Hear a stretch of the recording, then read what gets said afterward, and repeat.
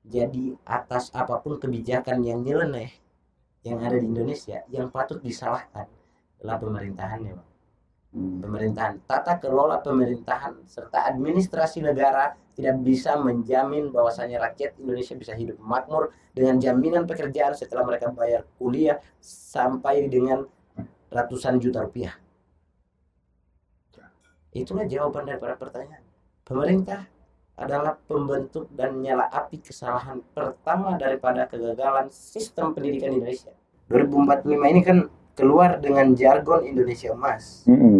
Tapi ketika kita melihat situasi yang ada di tahun 2024 ini saja, kita sudah bisa memastikan bahwasannya dalam rentan waktu beberapa tahun, Indonesia tidak akan menuju Indonesia cemas, melainkan menuju generasi Indonesia yang cemas. Ya. Bukan emas tapi cemas. Ya, betul, itu ya. Karena kita cemas dengan segala sesuatu, kita takut dihilangkan ketika kita kritis. Ya. Ini relasi kekuasaan, Bang. Tapi Bang, di Indonesia ini Bang, ini dari permasalahan relasi kekuasaan juga Bang.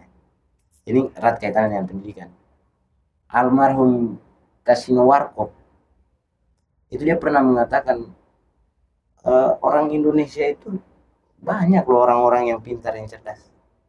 Tapi kita kekurangan orang jujur, makanya banyak koruptor, makanya banyak nepotisme. Sebenarnya negara punya akses untuk itu, kita punya beasiswa, kita punya apa segala macam. Dengan munculnya mahasiswa-mahasiswa yang berprestasi, sebenarnya kita punya beasiswa. Tapi pemerintah lagi-lagi mereka hanya ingin membentuk satu imperium. Imperium yang saya maksud adalah bagaimana mereka, ayo kolega-kolega saya, keluarga-keluarga saya, kalian aja yang bisa kuliah, kalian aja yang bisa mengenyam pendidikan tinggi, yang lain biarlah. Yang penting kalian. Karena kita akan bangun satu imperium besar-besaran yang ketika dikritik nantinya kita punya tentara-tentara dari imperium ini untuk habiskan mereka. Ya. Ini sebuah konspirasi menurut saya, Bang. Ya. Rencana jahat. Ya, betul juga ya.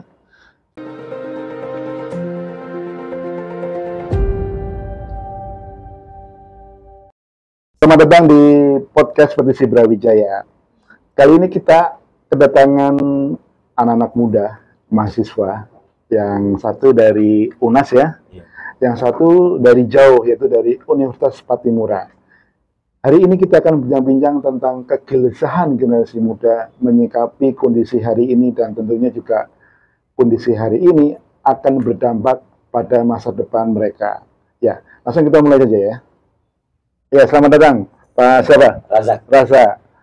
Algi, selamat datang di podcast Petisi Brawijaya. Gimana, sehat ya?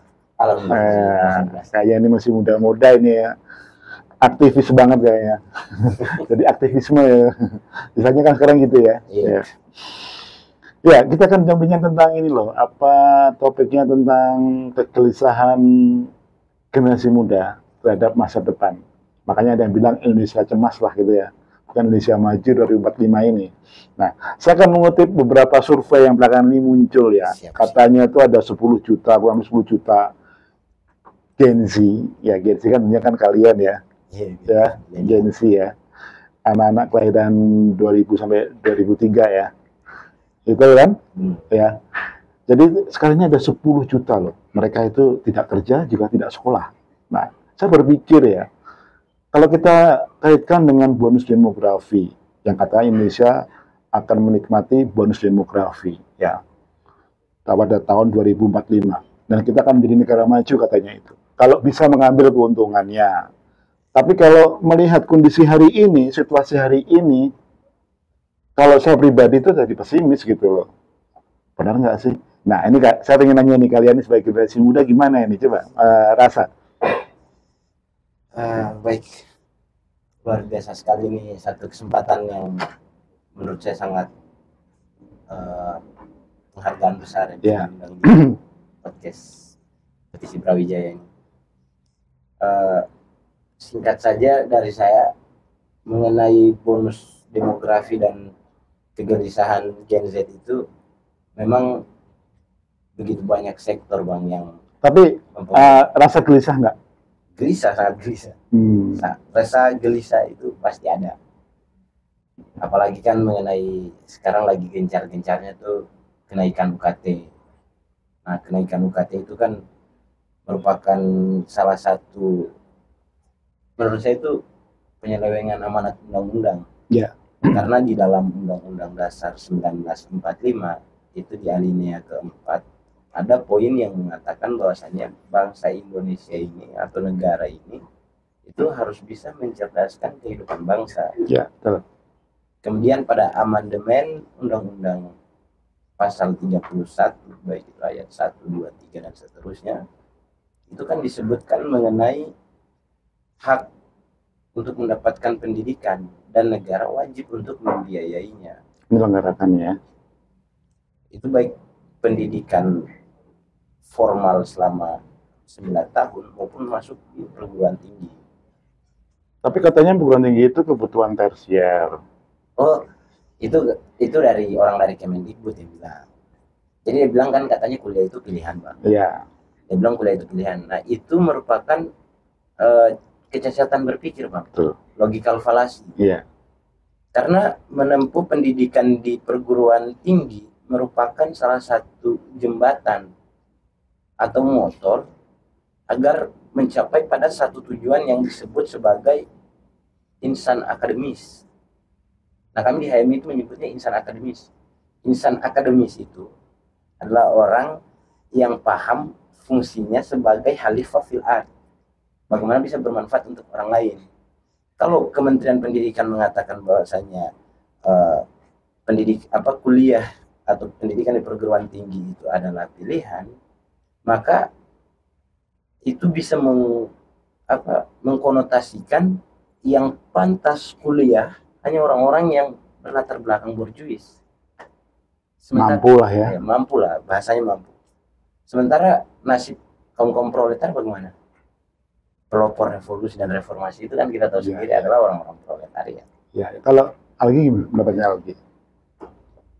Kalau dari saya, yang tadi Razak bilang yang kuliah cuman orang-orang yang kegelisahan, Anda gelisah nggak dengan kondisi sekarang ya?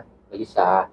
Nah, makanya yang tadi Razak bilang itu yang kuliah cuman buat orang yang berada, sebenarnya iya dan enggak, karena ada banyak orang yang kuliah, misalkan adiknya udah lulus nih tapi kakaknya masih kuliah. Nah, adiknya nunggu dulu nih, kakaknya selesai dulu baru adiknya lanjut. Urut kacang ya. Iya.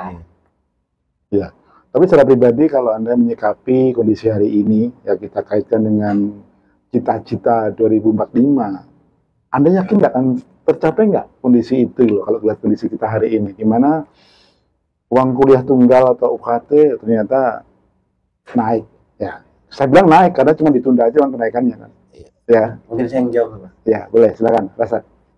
Baik, bicara bonus demografi dan menuju Indonesia emas itu dua generasi yang berbeda ya. Pertama, menjemput bonus demografi itu tahun 2030.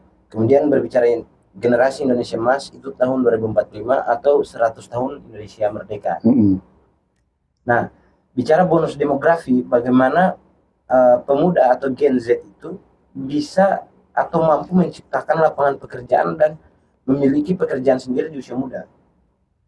Nah, kemudian generasi emas 2045 adalah bagaimana orang-orang yang berpendidikan mampu menjadi influencer mampu menjadi kompas moral, mampu memberikan contoh kepada generasi berikutnya setelah 100 tahun Indonesia merdeka. Nah, bicara masalah yakin dengan tidak yakin, tentunya ada pesimistis dari diri kita sendiri terkait statement bagaimana pemerintah berupaya untuk menaikkan UKT walaupun ditunda. Kendati ditunda, bisa saja perguruan tinggi negeri tidak dinaikkan, dinormalisasi. Tapi apa kabar orang-orang yang kuliah di swasta? Pada hakikatnya kan secara fundamental pendidikan harus merata ke seluruh masyarakat Indonesia. Begitu. Iya. Jadi kalau kita bicara kuliah itu kan sebenarnya kan masalah pendidikan tinggi ya. Iya. Jenjang pendidikan tinggi lah ya. Nah, kalau saya melihatnya gini, lebih spektrum yang lebih luas kan gini. Di negara-negara yang maju, itu kemajuan digerakkan oleh mereka yang lulusan perguruan tinggi. Betul nggak? Benar. Ya. Nah, ironisnya di Indonesia, justru bakat-bakat atau talenta-talenta kita yang harusnya bisa kita kembangkan, kalau mereka bisa berkuliah, itu bisa lebih bagus, bisa dimanfaatkan, tapi justru sekarang ini terkendala oleh karena pendanaan atau biaya untuk kuliah. Betul nggak menurut kalian kayak gitu? Ironis nggak kayak gitu kondisinya ya? Saya jawab lagi, Pak. Itu merupakan satu kondisi yang bukan saja ironis, tapi tragis. Iya betul, tragis. Saya lebih mengatakan tragis. Kenapa demikian? Karena kampus atau universitas atau lembaga perguruan tinggi, bagi saya secara personal itu adalah tempat atau wadah untuk mengembangkan soft skill kita, mengembangkan kemampuan dasar, kemampuan yang ada dalam diri, bakat. Karena itu bicara masalah ruang lingkup. Bakat itu tidak bicara masalah waktu, tapi bicara masalah ruang lingkup. Makanya kenapa di universitas itu mau mahasiswa berapa tetap itu. Iya. Kalau Ali gimana Ali? Ya, tentang kondisi kita sekarang ini kan, kalau di negara maju kan, generasi muda itu didorong untuk kuliah. Karena sudah terbukti lah, bahwa inovasi-inovasi itu kan lahir dari lingkup perguruan tinggi ya, bukan dari lingkup sekolah menengah atas ya. Ya, betul nggak? Ya, inovasi, teknologi itu kan semua lahir dari perguruan tinggi. Ya, tenaga-tenaga mereka lah. Tapi justru di Indonesia itu dipersulit gitu loh, orang untuk kuliah. Menurut Anda gimana tuh? Dipersulit untuk kuliah itu tergantung biaya juga sih. Ya, maksudnya ada kendala di sini ya. Ada kendala. Karena nggak semua orang bisa mengakses pendidikan di perguruan tinggi, betul kan? Ya, karena mereka terkendala oleh dana atau biaya. Nah, otomatis kan yang masuk perguruan tinggi kan tersaring. Ya, yang mungkin tadinya punya bakat karena memang mereka tidak punya saluran, ya akhirnya jadinya nihil. iya, betul kan? Iya. Nah, mungkin saya tambahkan statement saya tadi. Ini dalam menjemput bonus demografi atau generasi Indonesia Emas, kegagalan bangsa adalah atau kegagalan negara adalah mereka masuk untuk mengkooptasi identitas daripada warga masyarakat. Identitas yang saya maksud adalah yang awalnya kita berpendapat pengetahuan adalah raja, sekarang kita berpendapat bahwasanya semua orientasi dalam kehidupan itu adalah berdasarkan hal-hal material, sementara kita merupakan hal-hal immaterial.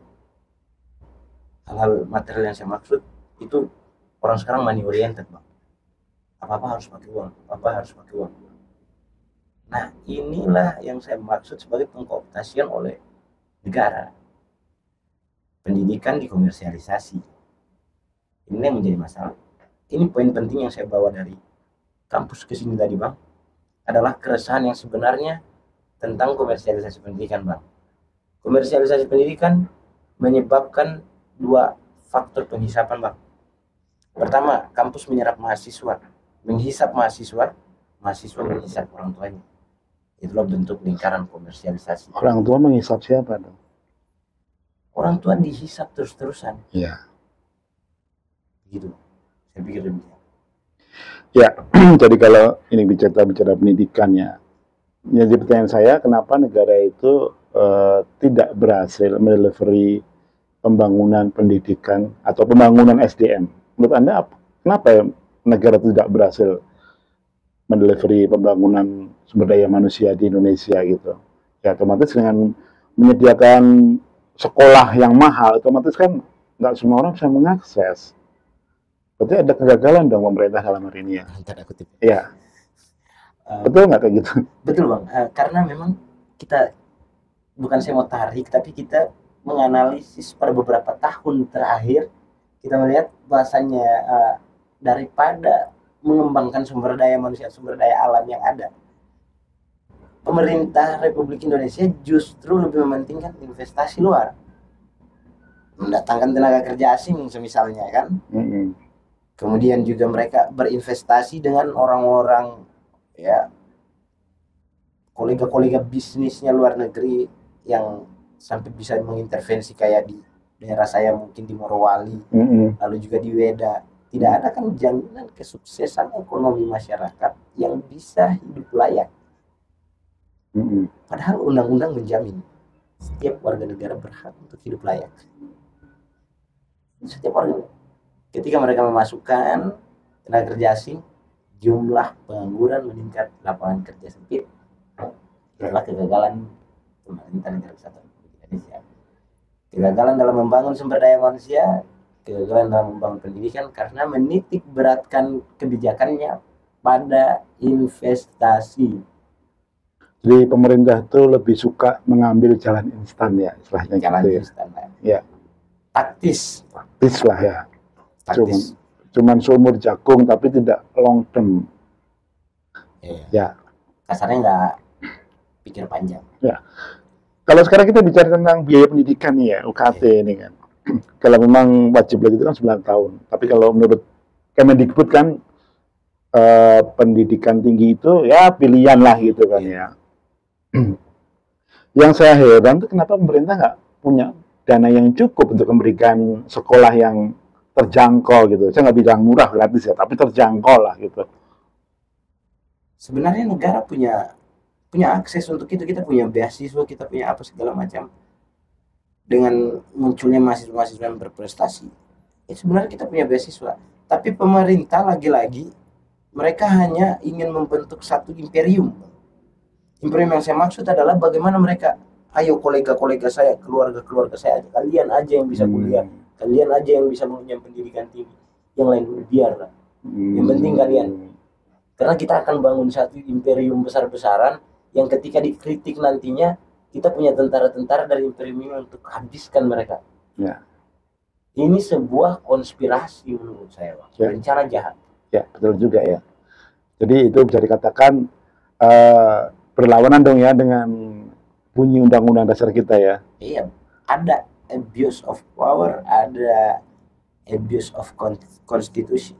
Ya, karena sedangkan negara kan harus mensejahterakan rakyat ya semuanya tanpa terkecuali ya. Tanpa terkecuali siapapun. Ya, sejahtera itu maksudnya ya cukup sandang, pangan, perumahan, pendidikan, kesehatan kan gitu. Sejahtera itu kan gitu ya. Ya, tapi kita ini kan terseleksi gitu ya. Ya mereka yang punya sumber daya ya. Yang gimana? dilihat cuman orang-orang yang benar-benar udah ada yang dilihat, tapi orang yang memang belum ada apa-apanya lah. Masih berproses gitu ya. Baru mau proses itu kayak ditinggalin aja, udah lu sendiri dah. Iya betul juga ya. Ya sekarang gimana ya? Presiden aja nyariin kerjaan buat anaknya. Aduh, itu Ya iri nggak sih gitu? itu fakta. Sebenarnya saya iri kok presiden bisa mencarikan kerjaan buat untuk anaknya gitu, kayak menantunya, asprinya, sespri istrinya, semua. Iya. Jadi sebenarnya Bapak Presiden ini benar-benar, saya memang secara semu dari pandangan saya. Maksudnya gini, konteksnya gini loh, kalau kita bicara pendidikan, nggak perlu pintar gitu. Makanya di Indonesia itu ada sarjana juga nggak akan dihargai kalau anak itu nggak punya, tanda kutip, relasi kekuasaan kan gitu. Nah, berarti punya relasi kekuasaan, Bang. Tapi Bang, di Indonesia ini Bang, ini dari permasalahan relasi kekuasaan juga Bang. Ini erat kaitannya dengan pendidikan. Almarhum Kasino Warkop itu dia pernah mengatakan orang Indonesia itu banyak loh orang-orang yang pintar, yang cerdas, tapi kita kekurangan orang jujur, makanya banyak koruptor, makanya banyak nepotisme. Tapi ngomong saya bicara soal korupsi itu bagus tadi ya, karena Indonesia itu sekarang indeks korupsinya cukup besar ya, tinggi lah ya. Berarti kalau kita kaitkan dengan kasus-kasus korupsi belakangan ini, kita ternganga gitu. Kasus korupsi di Timah sampai segitu. 271. Nah, saya kebayang itu kan uang bisa dipakai untuk pendidikan sebenarnya. Sebenarnya. Itu kalau misalkan saya yang korupsi uang sebanyak itu ya, saya lihat dulu lah orang-orang yang memang benar-benar gak mampu dalam bidang ekonomi. Yaudah mau kuliah nggak, yaudah nih gue bayarin habis selesai. Ya. Iya. Maksudnya konteksnya Korupsi gini. yang bermanfaat lah. Konteksnya gini kan, harusnya itu masuk dalam kas negara gitu kan. Tapi cuman dinikmati oleh segelintir orang kan gitu. Sandra Dewi. Ya, dan konco-konconya lah ya.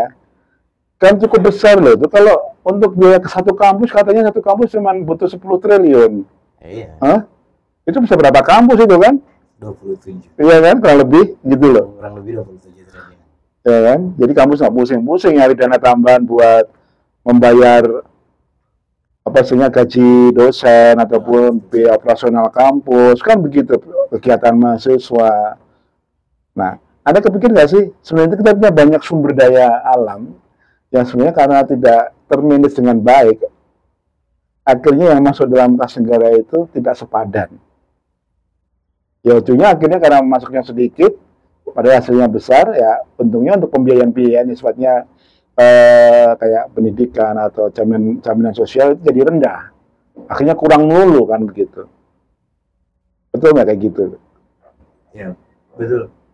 Jadi kalau untuk persoalan manage hasil alam, sumber daya alam itu kan sebenarnya salah satu pasal dalam undang-undang juga yang menyebutkan bahwasanya bumi, tanah, air Ya, dikuasai negara dan dipergunakan untuk kesejahteraan. untuk kesejahteraan rakyat, Tapi faktanya dipakai untuk segelintir orang. dipakai untuk segelintir orang. Nah, jadi kalau bicara Kesejahteraan segelintir orang. nah, kalau bicara manajemen sumber daya alam ya, itu bukan manajemen tapi eksploitasi. Tuh. Sumber daya alam Indonesia has exploited from the government, dari pemerintah yang mengeksploitasi langsung. Enggak. Kalau saya kebayang gini ya, 2045 Indonesia akan jadi negara maju. Tapi saya pikir sebaliknya gitu lah. Kita jadi bodoh, sumber daya SDA kita habis. SDM mundur. SDA jadi bodoh. Ya jadi begini Bang. Dengan beberapa faktor penyebab daripada kebodohan yang Abang maksud di 2045. 2045 ini kan keluar dengan jargon Indonesia Emas.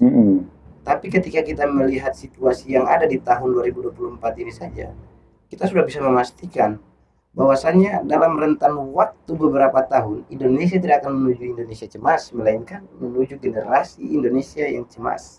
Ya. Bukan emas tapi cemas. Ya, betul itu ya. Karena kita cemas dengan segala sesuatu, kita takut dihilangkan ketika kita kritis. Ya. Ya, kalau ini ya, kalau Ali kan di Maluku ya. Dari pertemanan gitu, apa sih yang kalian ini gelisahkan, kalian pikirkan, misalkan gue kalau lulus mau jadi apa, mau kerja di mana, kayak gitu nggak sih? Ada. Hmm? Ada. Kadang juga mikirnya lebih ke Apaan? ya Ya. kebanyakan teman-teman mikir kayak kita mau kerja di sini bisa nggak ya, takutnya ada pekerja asing yang masuk. Kekhawatiran ada intervensi pekerja asing ya.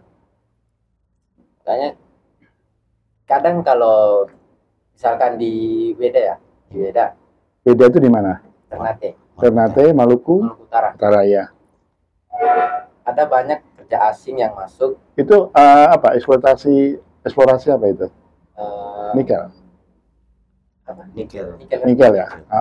Terus Itu dari kan banyak ya, bisa diambil dari banyak pengangguran yang sebelum nikel masuk, kan bisa lah ambil dari wilayah situ dulu lah.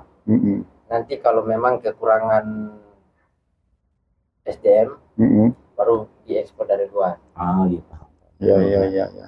Tapi kan ini penyerapan sumber daya manusia di situ itu apakah yang educated atau enggak? Nah, itu pertanyaan juga loh. Nah, kalau kamu kan masuk golongan yang edukasi ya kan, apakah juga bisa terserap di situ? Ada kekhawatiran nggak gitu kan? Mereka disebut kan banyak kan tenaga-tenaga yang kasar ya. Iya, tenaga. Saya pernah ini Bang, saya pernah jalan sama Jatam, jaringan aktivis tambang. Iya. Itu kita sudah pernah bicara persoalan Weda ini. Persoalan Weda ini kan dikuasai oleh orang-orang asing yang bekerja sama dengan ibaratnya raja. Kalau raja di sini itu orang bilang kepala desa. Kepala desa dia mereka bekerja sama. Jadi ya tergantung kepala desanya mau nggak gitu. Kalau misalnya kita masukin, akhirnya eksploitasi sumber daya manusia itu didominasi sama tenaga kerja asing. Jadi orang-orang dari sana merantau kemana? Keluar.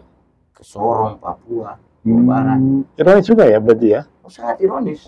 Bukan ironis, tapi lagi-lagi tragis. Tragis ya. Jadi justru yang mereka punya sumber daya alam tapi tidak bisa bekerja di situ. Mereka harus merantau. Diasingkan. Diasingkan di tanahnya sendiri. Iya. Diasingkan dari tanahnya sendiri. Kalau kata Wiji itu kan, ini tanah saya bukan turis. Iya. Jadi turis di tanah. Jadi turis di tanah sendiri gimana itu? Iya, begitu kalau di WD.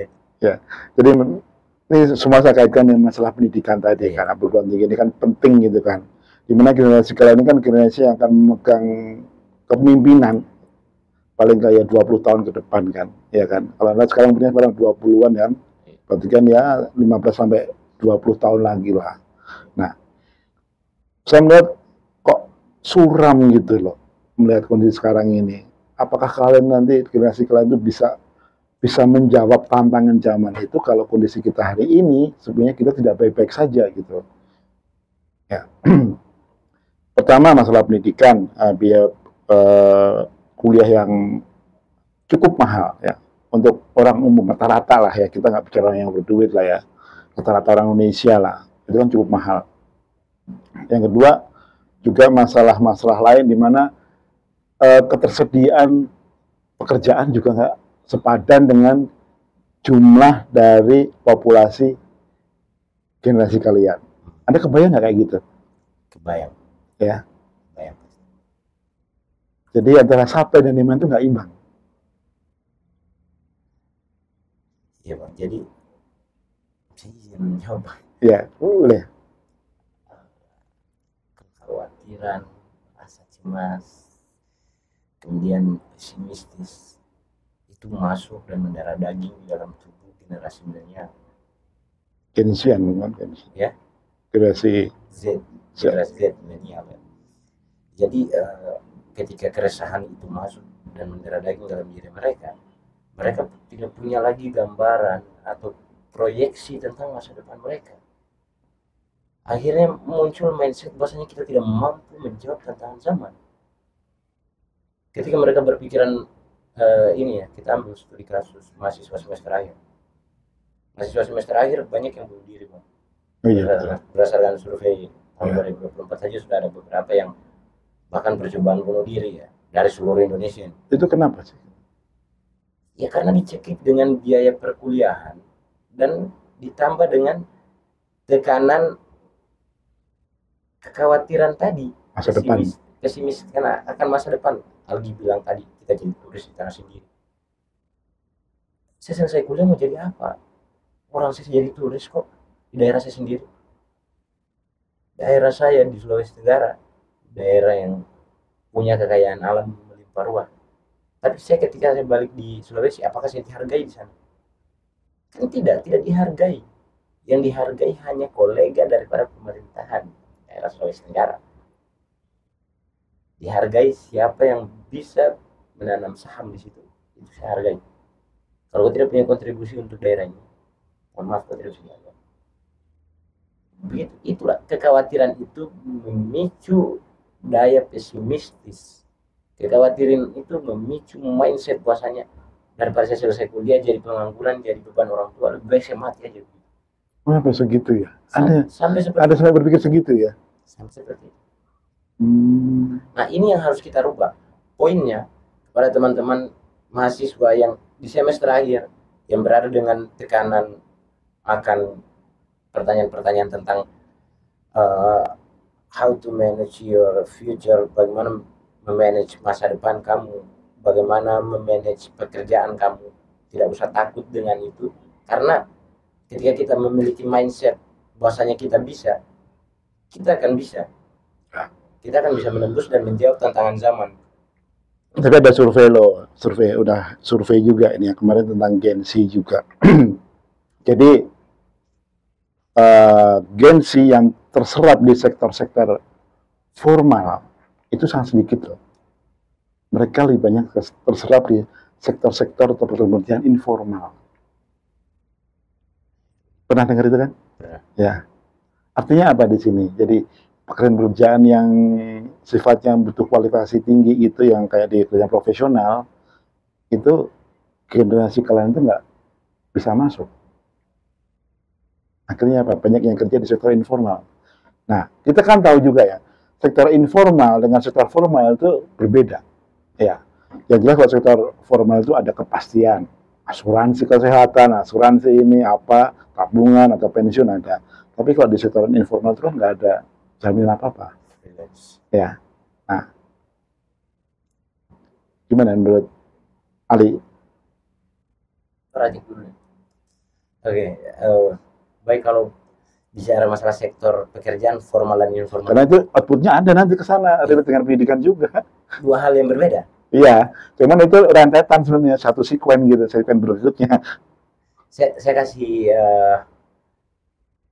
analogi bang ya. Ya. Saya kasih analogi. Analogi daripada apa yang abang bilang tadi itu adalah sarjana pendidikan kerja jadi tukang gali kubur. Ya, seperti itu. Ya, sektor non formal. Sarjana pendidikan kerja jadi tukang gali kubur, atau sarjana ekonomi kerja jadi tukang jual galon. Nah, saya akan mengaitkan dengan biaya kuliah tadi loh. Udah kuliah mahal, ya kan? Ratusan juta. Cuman begitu kerja, nggak bisa masuk ke sektor-sektor yang memang sesuai dengan kualifikasi apa yang dipelajarin. Iya Pak. Jadi saya melihat bagaimana kondisi ini kayak sebuah lingkaran setan ya. Kalau nggak ada dipotong atau ibaratnya dikoreksi secara mendasar itu nggak akan selesai. Itu persoalan yang di depan mata generasi kalian itu. Iya, kalau saya jadi Stalin mungkin hari ini. Saya potong satu generasi itu, saya keluar dari AK-47, saya jadi Stalin aja saya. Jadi itu udah frustasi. Itu udah frustasi, kita jadi Stalin kalau nggak jadi Lenin udah kita semua. Ya, tapi memang perlu adanya pemetaan Ya. untuk bagaimana tentang networking, tentang soft skill, bagaimana ditempatkan. Oke lah, bisa lah kita bicara dia bisa sarjana pendidikan tapi kok kerjanya di kementerian. Itu karena networking. Atau sarjana terapan dia bisa kok jadi guru. Itu karena apa? Networking dan soft skill.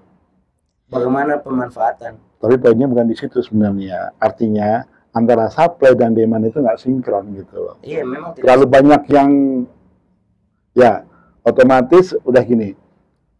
Pendidikan mahal, nyari kerja sulit, kalaupun masuk harus punya kualifikasi yang sangat tinggi sekali, kadang-kadang nggak realistis gitu kan. Misalnya kayak IPK harus 3,5. Padahal untuk jadi wapres aja nggak perlu 3,5. 2,8. Aduh. Iya kan? Jadi itu menimbul ijazah. Ya, itu udah frustasi dia. Kalau nggak usah pusing-pusing lah sekolah tinggi-tinggi. Sekolah tinggi ijazah juga paling ditaruh di lemari doang. Belum dihitung deh duit dari duit semester, duit makan, belum duit yang bohong ke orang tua mau bikin gini kan. Iya, betul Ini itu. kan. Belum senang. Dikumpul-kumpul di ijazah sebenarnya. Ini gitu aja. Jadi kalau menurut kalian sikap kalian mau gimana itu menyikapi kondisi hari ini yang kayaknya sih banyak pintu yang ini ya ketutup gitu. Kalau saya lihat sih dari saya petakan dari kacamata kita dengan kacamata helikopter ya. Wah, ini kayaknya kok ini ya berkutat nanti intinya ujung-ujungnya eksesnya kayak tadi dampaknya ke orang bunuh diri, orang ini. Kalau kan menyikapinya itu gimana sekarang ini kondisi seperti ini? Sayang ya. Siapa yang salah sekarang kayak gini? Pertanyaan siapa yang salah mungkin saya taruh di sini dulu. Oh iya, Bang Bapak. Saya jawab dulu tadi. Enggak di sini. Saya coba luruskan dulu tadi, biaya antara supply dan demand tadi tidak sinkron. Jadi ketika kita kuliah mahal-mahal, tapi setelah itu tidak punya jaminan kerja. Lalu itu bisa kita tanyakan siapa yang salah. Ya, betul. Ya alurnya begitu emang. Alurnya begitu kan. Pembentuk lembaga perguruan tinggi adalah akademisi beserta kementerian-kementerian terkait. Ya, pemerintah. Kemendikti, Ya. Kemendikbud, Presiden, DPR, Komisi sekian, sekian, sekian. Semuanya turut andil dalam situ. Dan akademisi ini tugasnya sebagai tenaga pendidik yang bertugas untuk menetapkan kebijakan adalah pemerintahan. Jadi atas apapun kebijakan yang nyeleneh yang ada di Indonesia, yang patut disalahkan adalah pemerintahannya, Bang. Pemerintahan, tata kelola pemerintahan serta administrasi negara tidak bisa menjamin bahwasanya rakyat Indonesia bisa hidup makmur dengan jaminan pekerjaan setelah mereka bayar kuliah sampai dengan ratusan juta rupiah. Itulah jawaban daripada pertanyaan. Pemerintah adalah pembentuk dan nyala api kesalahan pertama daripada kegagalan sistem pendidikan Indonesia. Yang tadinya tujuannya pendidikan adalah untuk menghaluskan perasaan, justru sekarang pendidikan membentuk jiwa-jiwa anarki yang ada dalam diri manusia Indonesia. Karena apa? Terlalu mahal kita kuliah. Kasihan kita membunuh orang tua kita. Jadi kita terjebak pada posisi dramatis. Kita membunuh orang tua yang kita dengan kita hisap terus mereka. Harus kita bunuh diri untuk selesaikan masalah ini. Ya, sangat bayang itu. Kalau Ali gimana? Udah banyak yang bingung. Ya, nggak. Ini kan kalau ini kan si Rajak ini kan kuliah di Jakarta ya. Kalau Ali kan kuliah di Maluku. Itu kondisi sosiologisnya pasti berbeda gitu. Psikologisnya berbeda ya nggak? Atmosfer. Kalau di sana gimana? Kalau dia mungkin lebih stres di Jakarta karena semua mahal, ini harus kos, ini macam-macam, ya kan? Itu fakta. Tapi Enggak sih kalau mau bilang mahal dan sama-sama aja. Karena di sana juga sama lah kos. Oh, kos juga. Iya. Karena masih ngerantau juga sebenarnya. Oh, gitu ya. tapi keresahannya sama ya tuh. Keresahannya sama. Mungkin beban kehidupannya berbeda, lebih kuat di Jakarta. Ya kayak Tom bilang kemarin, komersialisasi pendidikan juga. Iya, gitu. Ya komersialisasi. Lebih kejam di sini. Ya pastilah itu. Ya tapi merata sih menurutku. Kekejaman komersialisasi pendidikan ini merata. Kalau dari Razak dan Ali ya, melihat kondisi ini, Anda optimis gak sih Indonesia maju 2045? Saya 40% itu menandakan pesimis. Pesimis ya? Kalau Ali? Sama. Berapa? 30? 50? Ya. Sekarang aku nanya, kalau lulus kuliah mau kerja di mana? Saya kebetulan setelah kuliah sudah ada di Gramedia Palmerah. Kalau Ali? Tujuan saya jadi advokat, tapi tergantung. Lo kan ilmu politik, kok jadi advokat? Nanti kan S2-nya mau selesai S1, S1 ilmu politik, mau ambil S1. Oh, berarti bapaknya kaya dia. Enggak. Kuliah terus ya? Hah? Nyari yang inilah, yang gratis-gratis lah. Ya kan? S1 politik, S1 hukum, habis kaya dong. Saya sambil ambil S1 psikologi loh. Oh gitu, di mana? Di Universitas Insan Cita Indonesia. Di mana itu? Di Kuningan, kampusnya HMI. Oh gitu, ya iya. Jadi ya, ada gratis biaya kuliah di sana. Tapi kan nggak semua itu seberuntung kalian gitu loh. Iya. Ini kan cuman dari sekian juta Gen Z yang katanya nggak sekolah juga nggak, ikut pelatihan juga nggak, kerja juga nggak, itu 10 juta katanya. Saya nggak kebayang loh, 10 juta itu bukan angka sedikit loh. Itu satu Jakarta tuh populasinya 1 juta loh, 10 juta loh. Satu kota itu. Kebayang nggak gitu?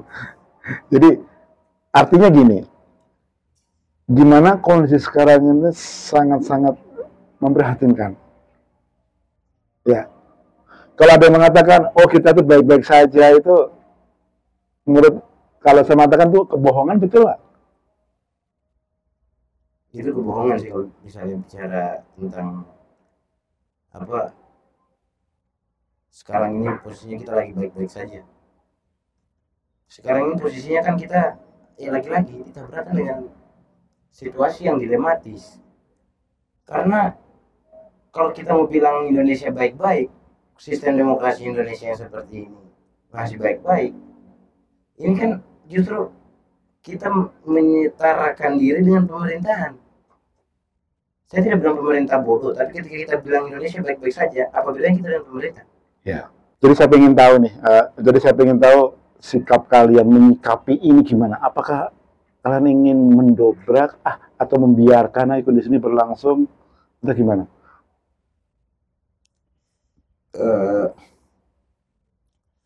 Dalam kondisi apa sih bilangnya, riskan lah, sangat bahaya lah.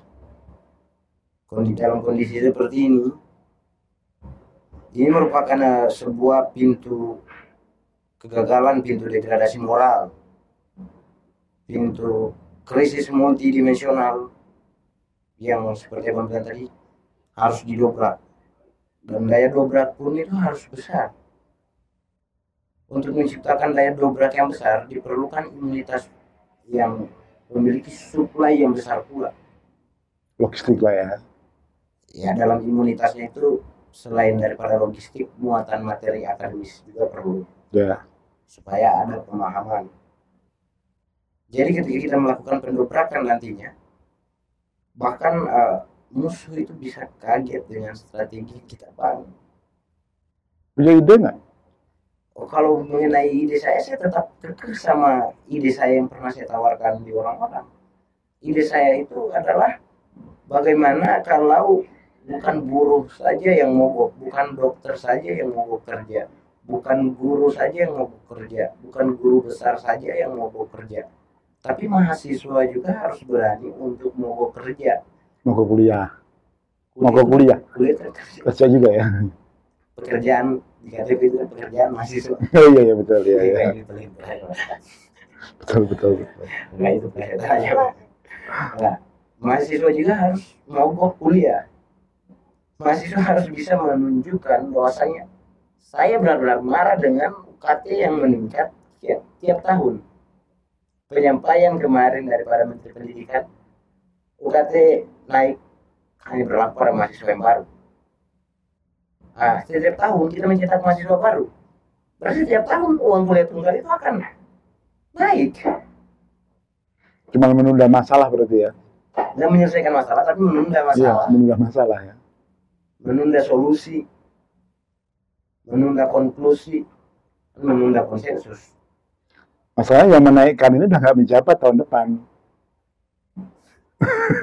Ya nggak menjabat tahun depan kan harusnya di penghujung pemerintahan ini bisa menjamin dan menggaransikan ada satu bargaining untuk mahasiswa.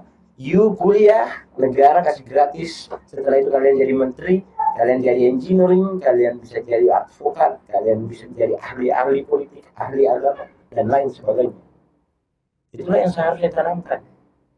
Karena lagi-lagi tujuan daripada pendidikan adalah untuk menghaluskan perasaan. Kalau Ali apa? Dan akhir menjabat juga nggak menjamin UKT naik. Maksudnya? Yang akan ganti pemimpin juga pasti sama. Nggak menjamin ya. Iya, kayaknya kan nggak menjamin. Tapi kan yang terpilih katanya sebaiknya digratiskan malah. Ya itu omongan warung kopi. Iya. Dibilang omongan kampanye doang. Jadi kampanye aja ya. Sini ngomongnya kayak gitu ya, nanti udah jadi bisa berubah ya. Iya. Saya udah jadi kok. Janji manis. Hak saya. Betul ya. Jadi kalau ngomong ini kayaknya nggak bisa. Jadi saya kadang-kadang juga gimana solusinya. Tapi memang saya setuju sih adanya boykot nasional lah istilahnya gitu ya. Kayak di Prancis itu kan di beberapa negara tuh kayak perawat boykot kerja, dokter boykot kerja, ya kan. Terus kemudian tenaga profesionalnya apa ya, guru juga boykot. Kita sering dengar di Prancis itu sering ya kayak gitu ya. Mereka melakukan gerakan-gerakan itu ya juga cukup efektif ya. Jadi apa salahnya kalau dicoba di Indonesia juga ya untuk mengkoreksi sistem yang tidak adil ini gitu ya. Ada yang dukung nggak kalau ada kayak gitu, gerakan kayak gitu? Pasti sangat mendukung loh. Dan pastinya saya ada di garda terdepan. Bukan saja mendukung tapi ikut membersamai. Saya tidak menjadi support saja, tapi saya akan menjadi eksekutor pula. Subjek di situ ya. Subjek. Ya. Ya. Terima kasih nih. Walaupun ngomongan kita masih agak ini ya, tapi saya nggak dapat insight dari teman-teman dari Gen Z ini bagaimana kegelisahan teman-teman di generasi Z ya, ternyata sangat complicated gitu. Kadang sampai terjadi namanya mengeksekusi diri sendiri karena mereka tidak bisa menghadapi realita masa depan ya, dan tidak bisa istilahnya menghadapi kenyataan yang sebenarnya sangat sulit gitu loh. Udah kuliah mahal, cari kerjaan sulit, ujungnya nganggur, kan cuma jadi pekerja informal kan gitu ya. Ya, tadi perbincangan petisi Brawijaya, podcast sesi Brawijaya dengan dua mahasiswa yang masuk dalam generasi Z. Dan kita dari pembicaraan tadi kita bisa melihat, mencermati bagaimana kegelisahan generasi Z menatap masa depan. Bahkan menurut penuturan Razak, ada seorang mahasiswa yang sampai bunuh diri karena mereka frustasi. Istilahnya harus menghadapi tugas akhir, tapi juga harus menghadapkan masa depan yang tidak pasti. Nah, semoga ini jadi pelajaran kita semua. Tapi yang ada yang tak kalah penting yaitu optimisme mereka, meskipun mereka harus menghadapi masa-masa yang sulit sekarang ini di generasi mereka, tapi mereka tetap optimis menatap masa depan. Ya, mestinya ini mengetuk hati masyarakat juga pemerintah agar lebih menyediakan sistem pendidikan yang bisa diakses oleh semua anggota masyarakat dan juga bisa memberikan jaminan masa depan yang lebih baik. Ya, tetap semangat dan merdeka.